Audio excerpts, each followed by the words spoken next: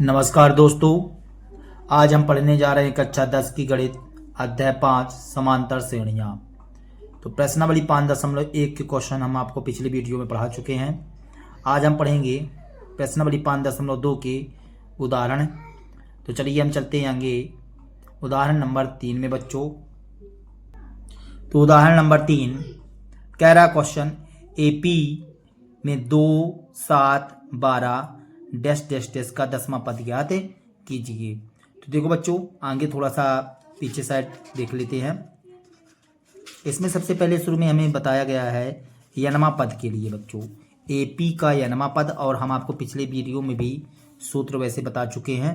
तो चलिए एपी का यनवा पद भी बात कर लेंगे, और क्वेश्चन हम जो है तो उदाहरण नंबर 3 भी देखेंगे कि एपी के 2, 7, 12 का 10वां पद ज्ञात कीजिए। तो चलिए उदाहरण नंबर 3 सॉल्व करते हैं। तो आगे हम एपी का यनवा पद के बारे में बात करते हैं। यदि एपी का यनवा पद ज्ञात करना हो बच्चों, यनवा पद, तो यनवा पद का सूत्र हो जाएगा A plus N minus 1 into D बच्चों। ये सूत्र रहेगा, मतलब हम इसको ऐसा लिख सकते हैं ए एन बराबर A plus N minus 1 into D बच्चों। ए यनवा पद के लिए सूत्र हो जाएगा बच्चों। ठीक है, अब हम चलते हैं एग्जाम्पल 3 में। तो एग्जाम्पल 3 कह रहा था कि एपी हमें लिखा हुआ था, एपी जिसमें 2, 7, 12 डैश डैश डैश का 10वां पद ज्ञात करने के लिए बोला जा रहा था। 10वां पद है, तो 10वां पद ज्ञात करना है बच्चों हमको। तो चलिए यहाँ से बताइए हमको कि ए बराबर कितना है। ए बराबर हमारे पास 2 है, डी निकाल लेते हैं। तो अगले वाले पद में पीछे वाले पद को घटा देते हैं। तो 7 माइनस 2 बराबर कितना आ जाएगा बच्चों, 5 आ जाएगा। इस तरह से ए बराबर 2, डी बराबर 5 आ गया, और हमें 10वां पद ज्ञात करना है। तो देखिए 10वां पद ज्ञात करना है, और यदि ए और डी पता हो आपको तो आप सिंपल विधि से कर सकते हैं, बहुत आसान तरीके से, जैसे हमने आपको पिछले वीडियो में बताया था। तो देखिए 10वां पद ज्ञात करने के लिए ए 10 बराबर सूत्र होता है ए प्लस 9 डी। आपको इस बड़ा सूत्र लगाने की भी ज़रूरत नहीं है। यदि आपको मान पता है, ए का भी मान पता हो, डी का मान पता हो बच्चों, तो आप डायरेक्ट लगा सकते हैं। तो ए 10 बराबर ए प्लस 9 डी कर दीजिए। अब ए प्लस 9 डी कर दिया हमने, तो ए 10 बराबर ए का मान बताइए कितना है, 2, और 9 इंटू डी का मान कितना है, 5 है बच्चों। तो यहाँ से 8 10 बराबर आ जाएगा 2 प्लस 9 पना 45। इस तरह से हमने कर दिया। तो यहाँ आ जाएगा 8 10 बराबर 45 2 47 हो जाएगा बच्चों।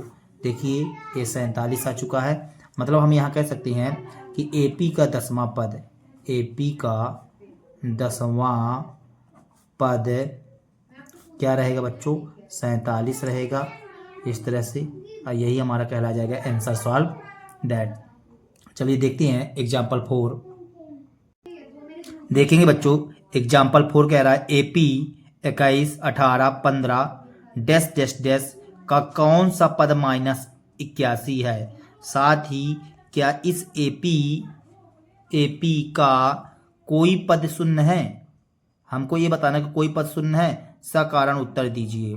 तो इस एपी में कौन सा पद माइनस 81 है, हमें नहीं पता, तो हम बोल देंगे कि अनमा पद माइनस 81। साथ ही क्या कोई पद शून्य है, ये भी चेक करके हमें बताना है। तो चलिए इस क्वेश्चन को सॉल्व करते हैं बच्चों।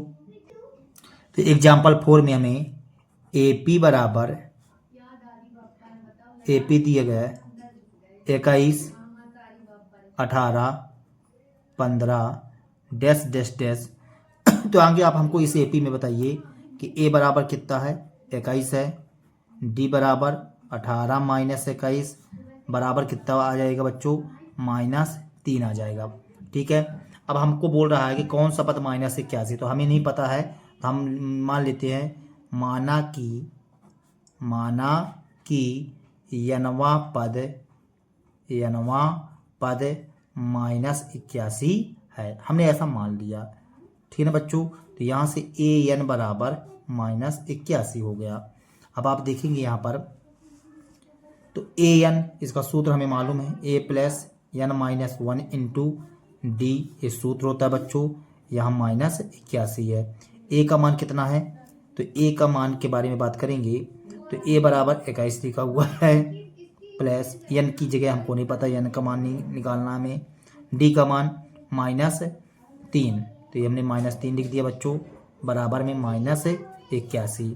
अब यहाँ से n माइनस 1 इंटू -3 बराबर में -81, 21 इस साइड आएगा तो -21 हो जाएगा। तो n माइनस 1 इंटू -3 बराबर ये माइनस माइनस प्लस हो जाएगा, 1 1 2 8 2 10 हो जाएगा बच्चों, ठीक है ना। यहाँ से n माइनस 1 बराबर -102 बटे -3 आ जाएगा, माइनस से माइनस कट जाएगा, बराबर में 3 तिकाई 9, 3 चौको 12 आ जाएगा। तो n बराबर 34 से बच्चों -1 इस साइड गया तो +1 हो जाएगा। तो n बराबर आ गया 34 से 35, ये 35 आ गया बच्चों। तो मतलब 35वें पद में -81 होगा। तो यहाँ लिखेंगे इस एपी में, इस एपी के 35वें पद में -81 है, -81 है। एक आंसर हमारा एक कहला जाएगा बच्चों, ठीक है ना।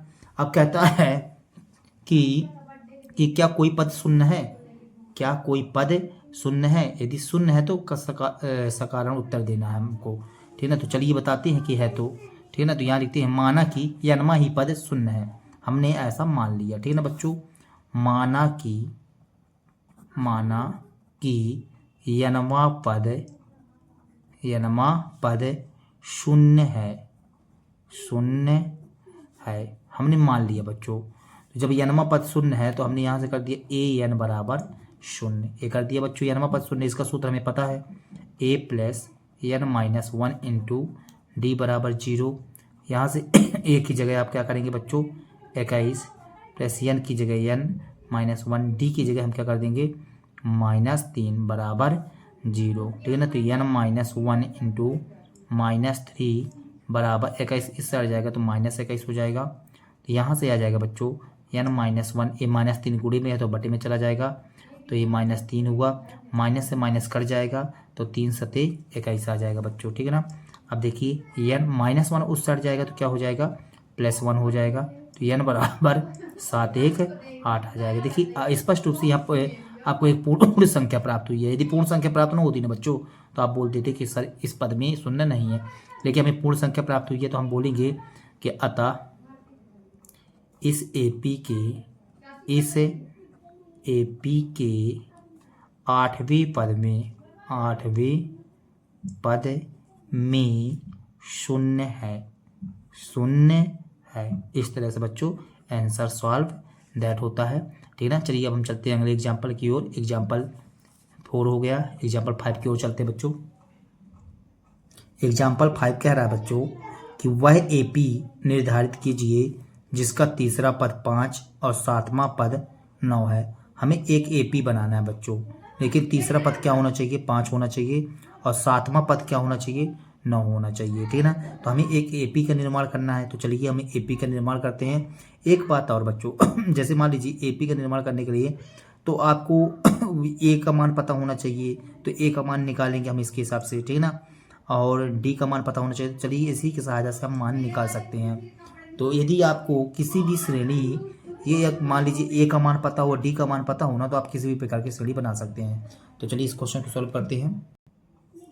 तो देखेंगे बच्चों एग्जाम्पल 5 हमें बोला है कि एक एपी का निर्माण कीजिए जिसका तीसरा पद, हमें तीसरा पद दिया गया है, तीसरा पद हमें 5 दिया गया बच्चों आप किताब खोल करके बैठिएगा जिससे आप लोगों को ज़्यादा समझ में आएगा।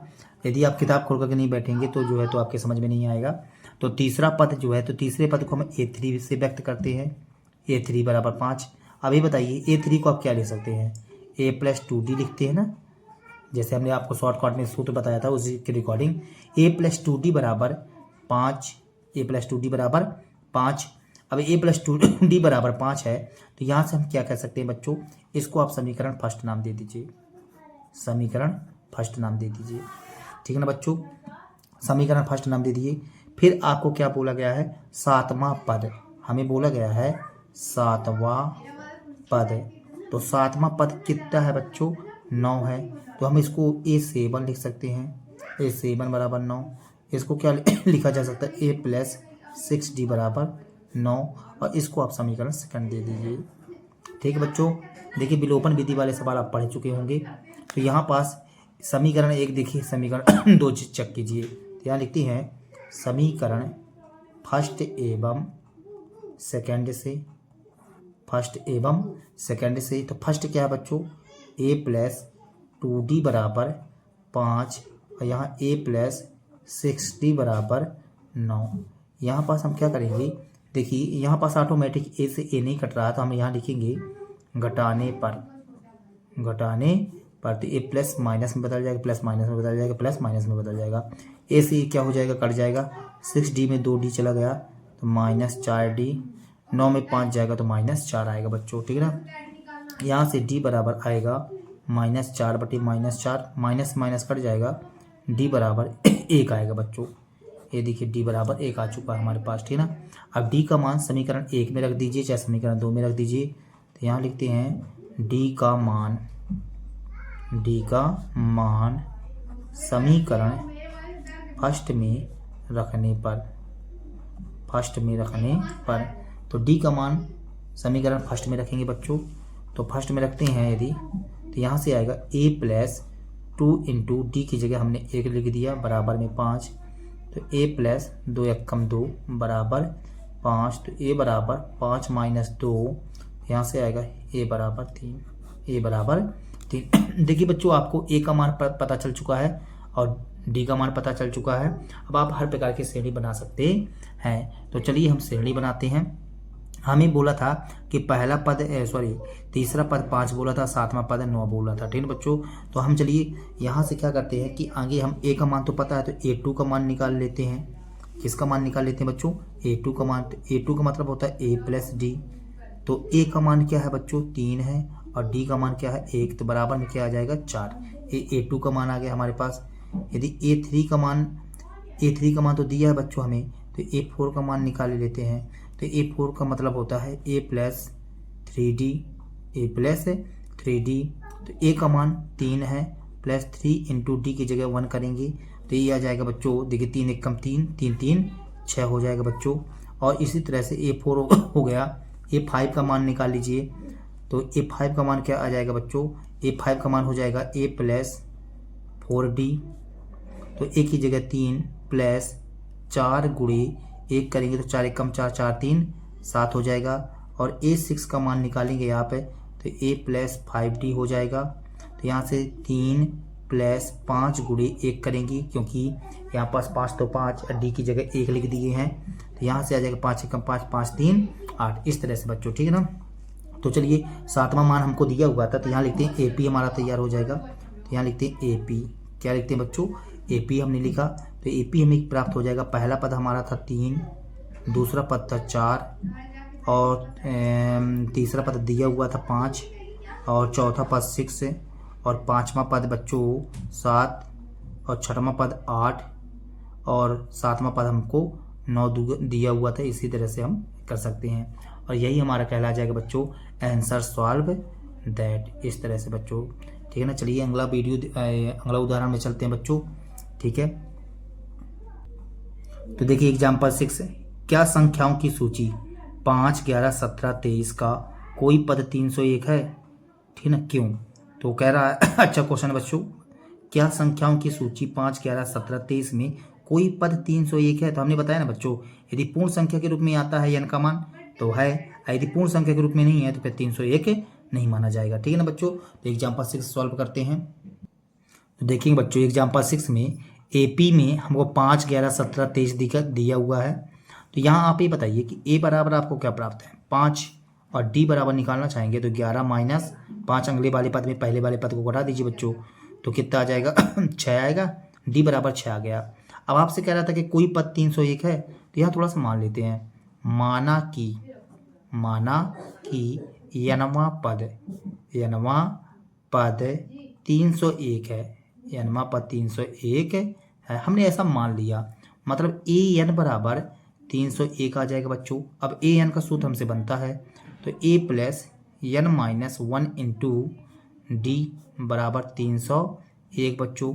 अब देखेंगे आगे, यहाँ से ए का मान हम क्या रख दें 5, प्लस एन की जगह हमें नहीं पता, -1 डी की जगह हम क्या लिख देंगे 6 लिख देंगे बच्चों, बराबर में 301 है। अब देखिए n माइनस 1 इंटू में 6, ये 301 है, 5 इस साइड जाएगा तो -5 हो जाएगा। यहाँ से n माइनस 1 इंटू 6 बराबर 11 में 5 घटाएंगे तो कितना आ जाएगा बच्चों, यहाँ 6 बचेगा, इसके यहाँ से यहाँ हो जाएगी तो 9 बचेगा, यहाँ 2 आ जाएगा, 296 बच्चों, ठीक है ना, 296 बिल्कुल सही, क्योंकि 6 5 11। अब देखिए गुणे में है तो कहे में जाएगा, बटे में जाएगा, तो n माइनस 1 बराबर 296 बटे 6 आ जाएगा बच्चों। अब इसमें भाग कीजिए, तो यहाँ भाग करते हैं तो इसको थोड़ा सा काट देते हैं 2 से, 1 की 3 से 3 नाम 27, 28 29 2 3 से नहीं कटेगा बच्चों, इसको हम 2 से काट लेते हैं, तो 2 से काटेंगे तो 2 1 कम 2 आ जाएगा, 2 चौको 8 2 अट्ठे 16 आ जाएगा, और यहाँ 2 ताई 6 आ जाएगा बच्चों, तो 3 चौको 12 और नहीं कट रहा बच्चों, ठीक है ना। तो यहाँ से आ जाएगा n बराबर 148 आ जाएगा बच्चों। अब बटे में हमारे पास 3 है, और ये -1 इस साइड जाएगा तो +1 हो जाएगा। अब देखेंगे यहाँ आगे, तो n बराबर 148 प्लस ये लघुत्तम लेंगे तो 3 यहाँ आ जाएगा, बटे में 3 आ जाएगा बच्चों। तो n बराबर यहाँ पास 151 बटे 3 आ जाएगा बच्चों। अब देखिए यदि हम इसमें इसका भाग करते हैं तो ये पूर्ण रूप से नहीं कटेगा, तो हम यहाँ लिखते हैं, यहाँ आपको एक पूर्ण संख्या प्राप्त नहीं होगी बच्चों यहाँ पास, ठीक है ना, भाग पूरा नहीं जाएगा, तो यहाँ लिखते हैं यहाँ मतलब n का मान एक पूर्ण संख्या के रूप में प्राप्त होना चाहिए ना। पूर्ण संख्या का मतलब जैसे मान लीजिए आप पदों को गिनेंगे तो 1 2 3 4 5 6 7 8 ऐसा गिनेंगे ना, ऐसा थोड़ी गिनेंगे कि 1 2 2.5 3.5 4.5 4.25 ऐसा थोड़ी गिना जाता है।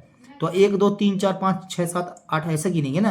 अब ये दशमलव में थोड़ी होती है, यदि हमने बोला कि कितने पेन हैं गिन करके बताइए, तो 1 2 3 4 5 6 7 8 ऐसा गिनेंगे ना आप लोग, ऐसा थोड़ी गिन देंगे कि हाँ सर जी वो एक छोटी पेन है तो 4.25 गिन देंगे, नहीं, वो तो पूर्ण संख्या के रूप में होता है। तो यहाँ लिखते हैं, यहाँ हमें n एक पूर्ण संख्या के रूप में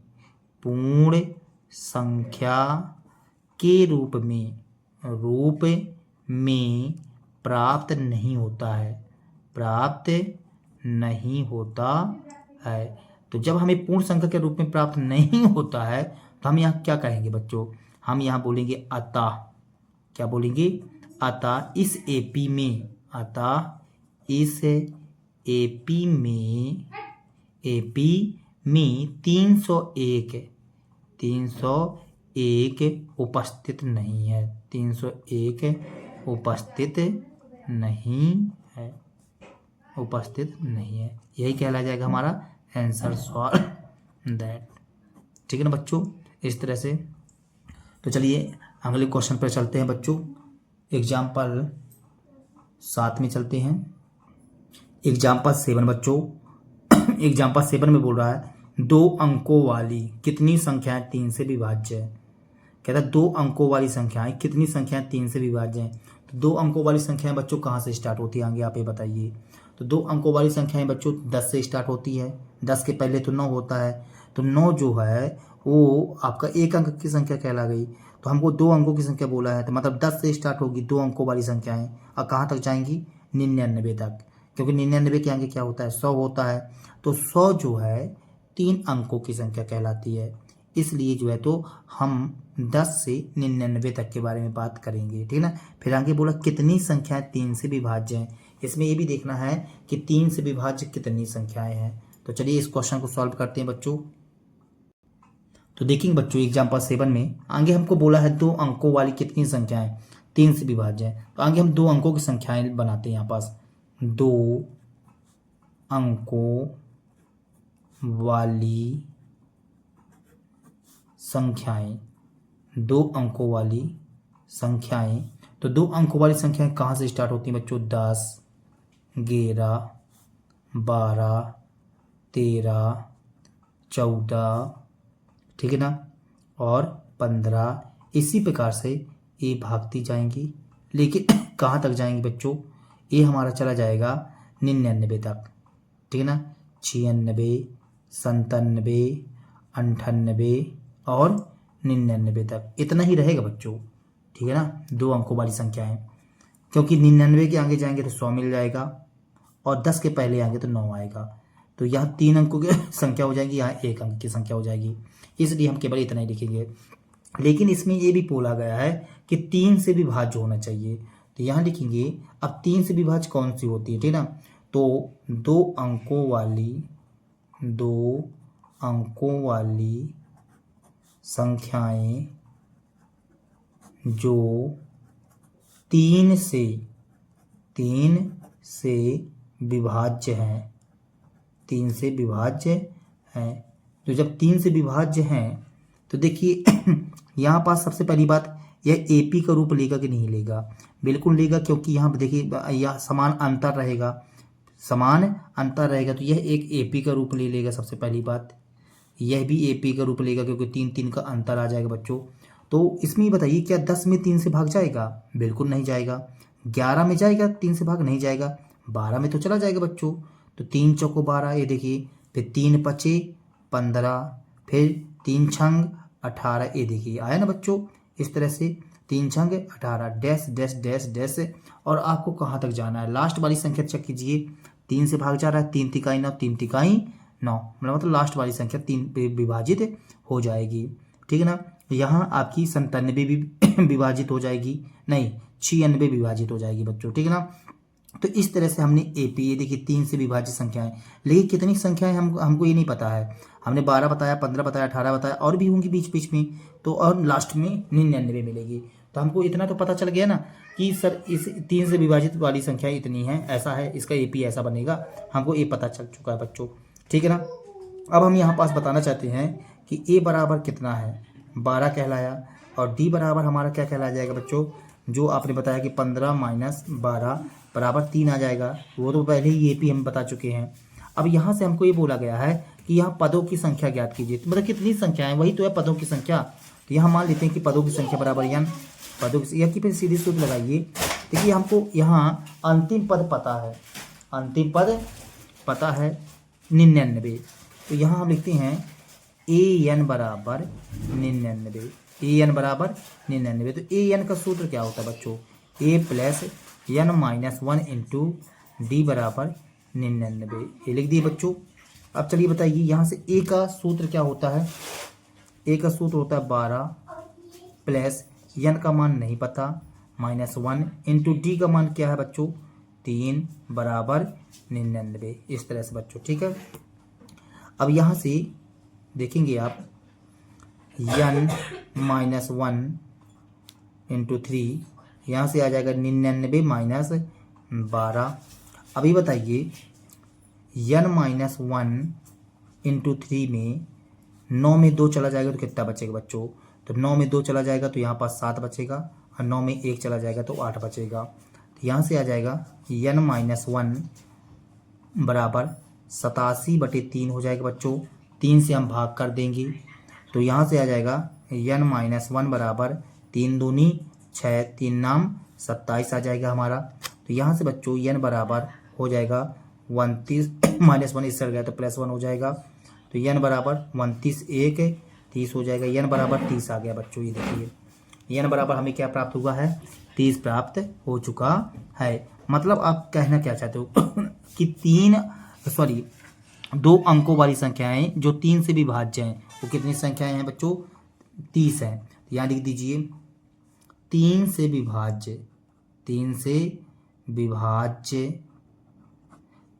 विभाज्य 2 अंकों वाली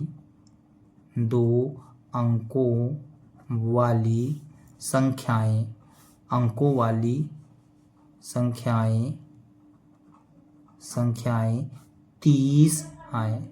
30 हैं, और यही हमारा कहला जाएगा बच्चों आंसर सॉल्व दैट। चलिए अगले एग्जाम्पल की ओर चलते हैं, एग्जाम्पल 8 की ओर बच्चों। 8वां नंबर क्वेश्चन कह रहा है बच्चों, AP 1074 माइनस 62 का अंतिम पद से प्रथम की ओर 11वां पद ज्ञात कीजिए। अंतिम से बच्चों, अंतिम पद से 11वां पद ज्ञात करना है। तो अंतिम से आपको 11वां पद ज्ञात करना है बच्चों, ठीक है ना। तो चलिए इस क्वेश्चन को सॉल्व करते हैं। हम पैटर्न को चेंज कर लेंगे तो अंतिम से 11वां पद आ जाएगा, ठीक है बच्चों। तो देखो बच्चों, AP हमें दिया गया है 1074 डैश डैश डैश माइनस 62। अभी बताइए, यहाँ पास थोड़ा सा दिमाग लगाइए। 7 में 10 जाएगा, 7 में 10 जाएगा तो यहाँ पास -3 आएगा। देखिए हम उल्टे सिरे से बनाना है हमको, तो 10 में 7 जाएगा तो 3, मतलब कहा जाए तो 3 की कमी होती जा रही है इसमें। 3 की क्या होती जा रही है बच्चों, कमी होती जा रही है। तो हमको यह AP दिया गया, तो हम अंतिम से AP तैयार करते हैं। अंतिम पद से AP, अंतिम पद से AP लिखने पर तो अंतिम पद से AP लिख लीजिए बच्चों। तो AP हमारे पास तैयार हो जाएगा। देखिए शुरुआत में -62 लिखा हुआ है, ये -62 लिख दिए। अब इसमें 3 का अंतर है, 3 का अंतर। देखिए 10 के बाद 7 है, 7 के बाद 4 है, इस तरह से है बच्चों, मतलब कमी की ओर बढ़ता गया है। तो 62 में 3 कम कर दीजिए, यहाँ -59 आ जाएगा। फिर 3 कम कर देंगे यहाँ पास तो -56 आ जाएगा बच्चों, इस तरह से, ठीक है ना। तो हाँ 6 3 9, एक कम होता जाएगा, डैश डैश डैश ऐसे बढ़ता जाएगा बच्चों, डैश डैश डैश। और फिर हमको यहाँ 4 मिल जाएगा, फिर 7 मिल जाएगा, फिर 10 मिल जाएगा। इस तरह से बच्चों हमने अंतिम से लिखना स्टार्ट कर दिया। अंतिम से आप लिखेंगे, ठीक है ना। तो अंतिम से लिखेंगे तो आपकी ये श्रेणी तैयार हो जाएगी। अब हमसे यही पूछा कि अंतिम से आपको कौन सा पद पूछा था, अंतिम पद की ओर से 11वां पद पूछ रहा था बच्चों, ठीक है ना। तो हम अंतिम से 11वां पद ज्ञात कर लेंगे। तो यहाँ पास हम लिखते हैं, देखिए ये अंतिम पद से, तो A बराबर क्या बन जाएगा, -62 बन जाएगा बच्चों। और D बराबर क्या आ जाएगा, यदि आप घटाना चाहेंगे तो -59, और इसको हम -62 घटाएंगे बच्चों, इस तरह से, ठीक है ना। तो यहाँ पर बच्चों कितना आ जाएगा, D बराबर -61, माइनस माइनस प्लस हो जाएगा, ये 62 आ जाएगा। तो 62 में 59 जाएगा तो 3। ये देखिए बच्चों D का भी मान आ चुका है हमारे पास। तो हमें 11वां पद ज्ञात करना था। तो A11 का सूत्र क्या बनता है बच्चों, A + 10D, A + 10D। एक कम कर दिया करिए, A का मान हमारे पास -62 है, प्लस 10, D का मान क्या बच्चों 3 है, तो हमने 3 कर दिया। तो -62 और 10 3 30 हो जाएगा बच्चों। 62 में 30 चला जाएगा तो -32 आ जाएगा। तो ये आ गया हमारे पास A11वां, ठीक है ना। तो अंतिम से निकाले बच्चों, तो यहाँ लिखते हैं अंतिम पद से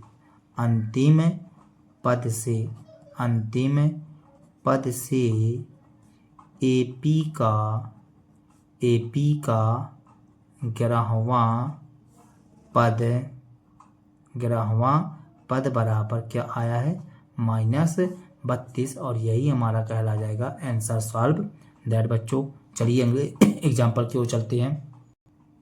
एग्जाम्पल 9 कह रहा है बच्चों कि 1000 रुपये की एक धनराशि 8% वार्षिक साधारण ब्याज पर निवेश की जाती है। मतलब 1000 रुपये की धनराशि, ठीक है ना, धनराशि 8% वार्षिक साधारण ब्याज पर निवेश की जाती है।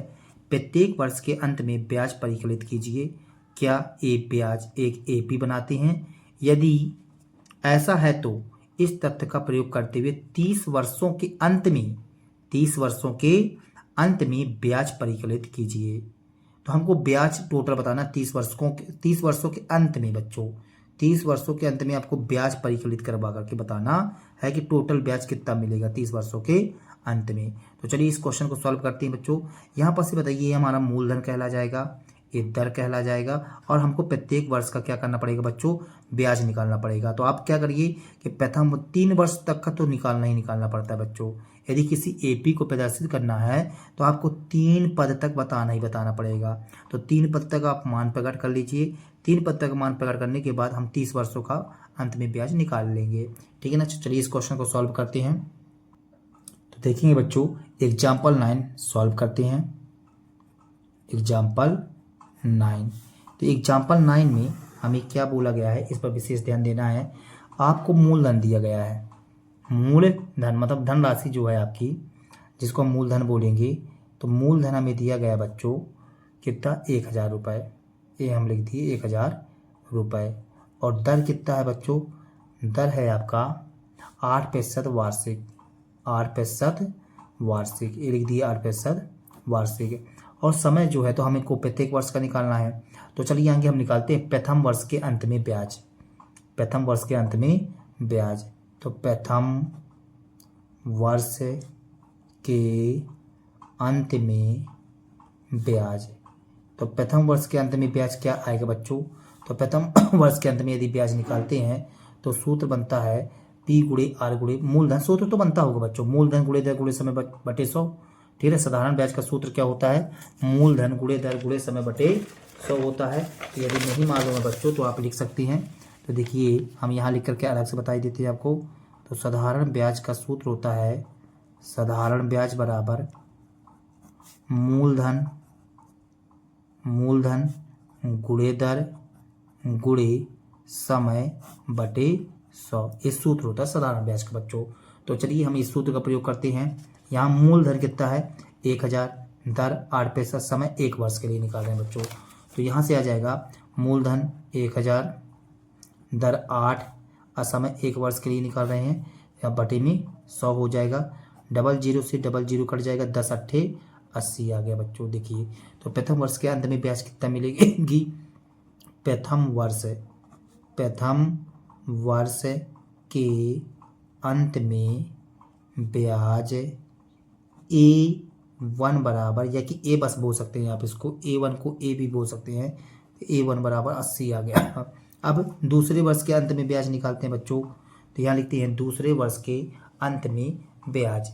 ठीक है ना। या कि आप ऐसा भी बोल सकते हैं कि जैसे दूसरे वर्ष के अंत में ब्याज निकालते हैं तो 2 वर्ष का टोटल कितना बन जाएगा, तो आंकड़ा लगा सकते हैं। तो यहाँ लिखिए दूसरे वर्ष के अंत में ब्याज, तो इसको A2 भी बोल सकते हैं अपन।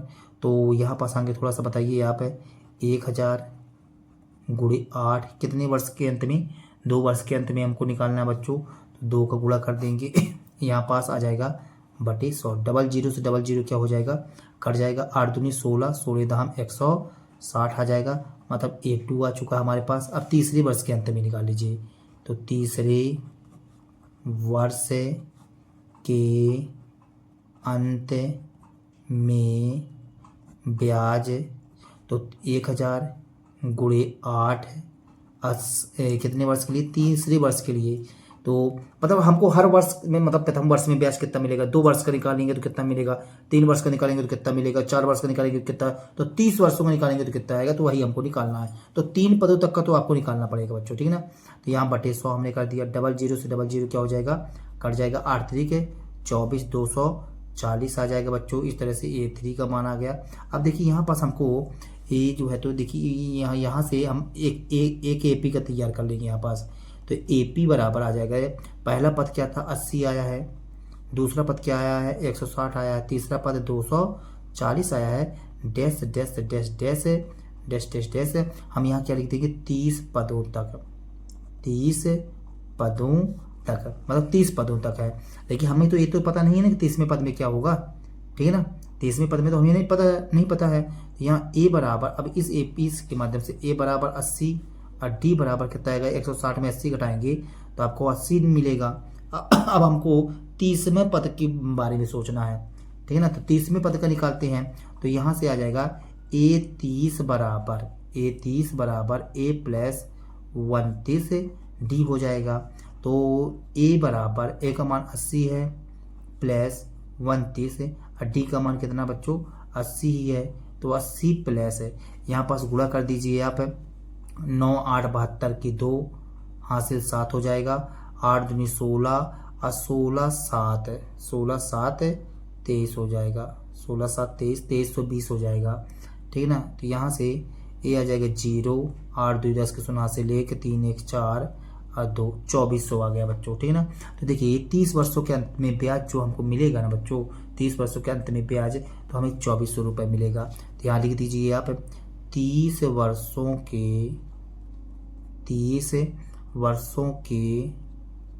अंत में ब्याज। तो 30 वर्षों के अंत में ब्याज हमें कितना मिलेगा? 2400 रुपये। तो ये हम 2400 रुपये लिख दिए और यही हमारा कहलाएगा आंसर सॉल्व दैट बच्चों। ठीक है। चलिए अब अगले एग्जाम्पल की ओर चलते हैं। एग्जाम्पल 10 कह रहा है बच्चों, फूलों की एक क्यारी की पहली पंक्ति में 23 गुलाब के पौधे हैं। पहली पंक्ति में कितने हैं? 23 गुलाब के पौधे। दूसरी पंक्ति में 21 गुलाब के पौधे। तीसरी पंक्ति में 19 गुलाब के पौधे इत्यादि है। देखो 3 पदों तक को हमको बता दिया गया है।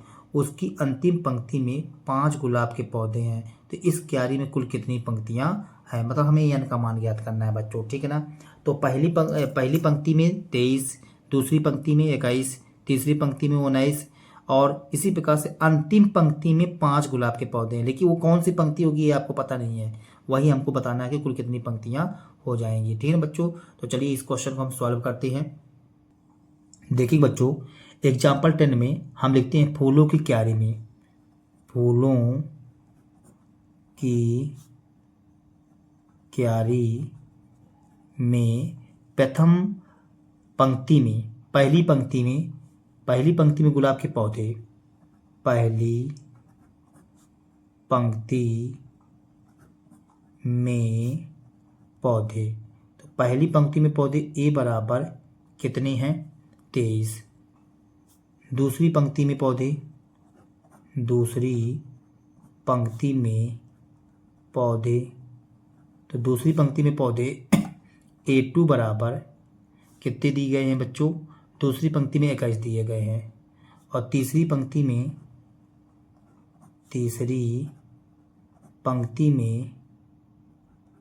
पौधे, तो तीसरी पंक्ति में पौधे कितने हैं? A3 बराबर हमारे पास आ जाएगा, देखिए पहली पंक्ति में 23, दूसरी पंक्ति में 21 और तीसरी पंक्ति में 19, लिख दिए 19, ये लिख दिए 19 बच्चों। ठीक है ना। अब बताइए हमको बोला गया है कि अंतिम पंक्ति में 5 गुलाब के पौधे हैं। अंतिम पंक्ति में कितने हैं? 5 गुलाब के पौधे हैं। तो यहाँ पास हम एक श्रेणी बनाई देते हैं। आज लिख लीजिए यहाँ पास अंतिम पंक्ति में पौधे, तो इसको हम AN बोल देते हैं। तो कितने हैं? 5 है बच्चों, ये 5 कर दिए। तो यहाँ AP हमारा क्या बन जाएगा? AP बन जाएगा 23, 21, 19 और dash dash dash dash last वाली पंक्ति में 5 है। ठीक है ना बच्चों। लेकिन ये कहाँ तक है हमको ये पता नहीं है कि मतलब अंतिम पद में कितने पदों की संख्या हो गई यहाँ पास। तो यहाँ A बराबर हमें 23 दिया गया है और D निकालना चाहेंगे तो 21 माइनस 23 करेंगे यदि तो कितना आ जाएगा? -2 आ जाएगा बच्चों। ठीक है ना। तो ये -2 आ गया और हमको अंतिम मान पता है AN बराबर 5, AN बराबर 5। तो यहाँ लिख लीजिए बच्चों AN बराबर 5 आ जाएगा। तो A plus N minus 1 into D ये सूत्र होता है बराबर 5। A की जगह हम लिख देंगे 23, A की जगह हमने 23 लिख दिया, प्लस N की जगह N माइनस 1 इंटू D की जगह हम क्या लिख देंगे बच्चों? -2। ठीक है ना। बराबर में 5, ये हमने 5 कर दिया। तो यहाँ से आ जाएगा 23 प्लस, अब इस 23 को ट्रांसफर कर लीजिए बच्चों। तो N माइनस 1 इंटू -2 बराबर 5 है ना इस साइड, तो -23 आ जाएगा, ये आ गया। तो N माइनस 1 इंटू -2 यहाँ पास कितना आ जाएगा बच्चों? 18 आ जाएगा। 18 5 23 -18 आ जाएगा हमारे पास। तो यहाँ देखिए N माइनस 1 बराबर -18 बटे -2 हो जाएगा बच्चों, गुणे में है तो बटे में चला जाएगा। तो N माइनस 1 बराबर माइनस से माइनस कट गया 9 आ जाएगा। तो N बराबर 9 प्लस 1 हो जाएगा, 9 प्लस 1, तो N बराबर 9 1 10 हो जाएगा। N बराबर 10, N बराबर 10 आया। तो मतलब हमसे पूछ रहा था कि इस क्यारी में कुल कितनी पंक्तियाँ, तो हम n बराबर 10 आया तो हम यहाँ बोलेंगे कि इस क्यारी में, यहाँ लिखेंगे क्यारी में कुल पंक्तियाँ, तो कुल कितनी पंक्तियाँ बच्चों, कुल पंक्तियाँ बराबर 10, और यही हमारा कहला जाएगा आंसर सॉल्व दैट। ठीक है बच्चों, यदि हमारी वीडियो आप लोगों को पसंद आए हों तो कृपया हमारे चैनल को सब्सक्राइब कीजिए बच्चों, लाइक कीजिए एवं शेयर कीजिए। तब तक के लिए जय हिंद बच्चों।